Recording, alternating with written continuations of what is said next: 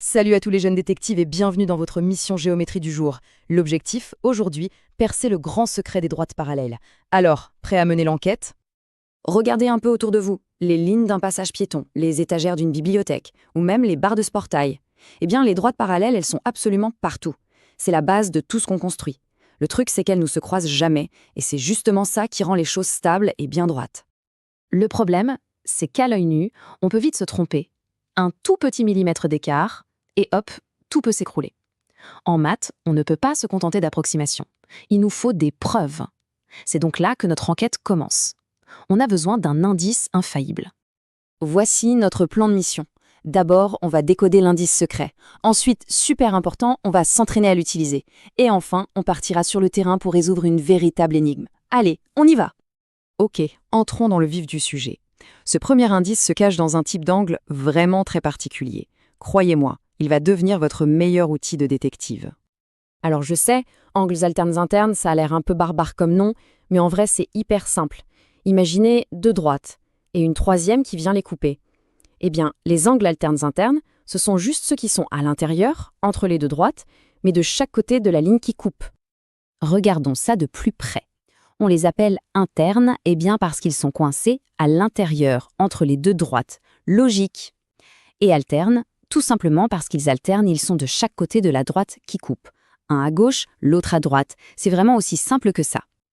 Et voilà l'astuce de pro. Pour les repérer sans jamais vous tromper, il suffit de dessiner la lettre Z. Les angles qui se trouvent dans les creux du Z, ce sont toujours des angles alternes internes. Facile, non? Ça, c'est la règle d'or, la clé de notre code secret.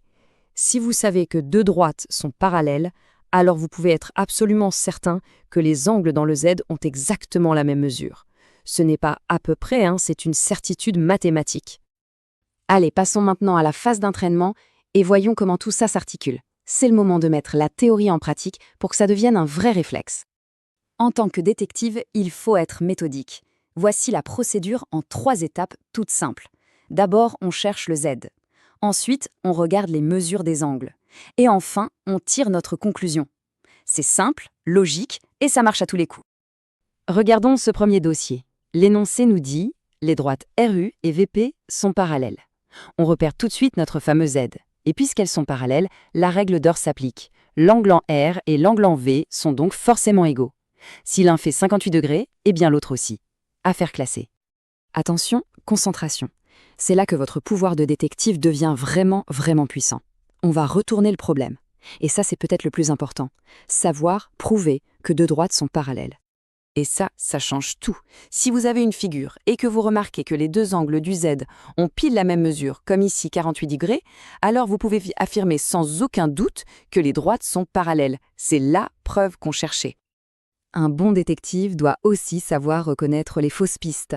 À gauche, on a bien un Z, les angles sont bien alternes internes.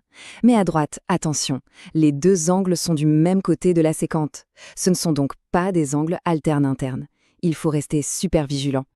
Bon, assez d'entraînement, il est temps de voir comment cette mission de géométrie s'applique dans la vraie vie.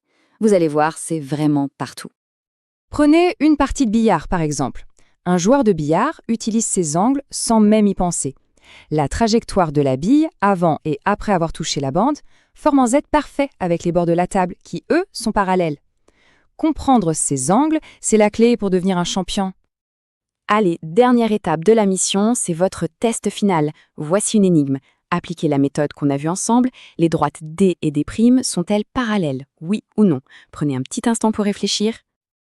Alors, le verdict? On repère notre Z. On regarde les angles. L'un mesure 53 degrés, l'autre 51. Le point crucial, c'est qu'ils ne sont pas égaux. La condition n'est donc pas remplie.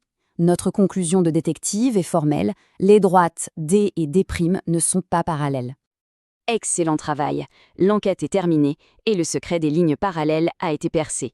Il est maintenant temps de remplir notre rapport de mission et de résumer tout ce qu'on a appris. Pour ne jamais oublier les points clés, voici la fiche mémo de la mission. Elle résume tout. Comment reconnaître les angles et les deux grandes propriétés. Gardez-la précieusement, c'est votre nouvelle fiche de détective.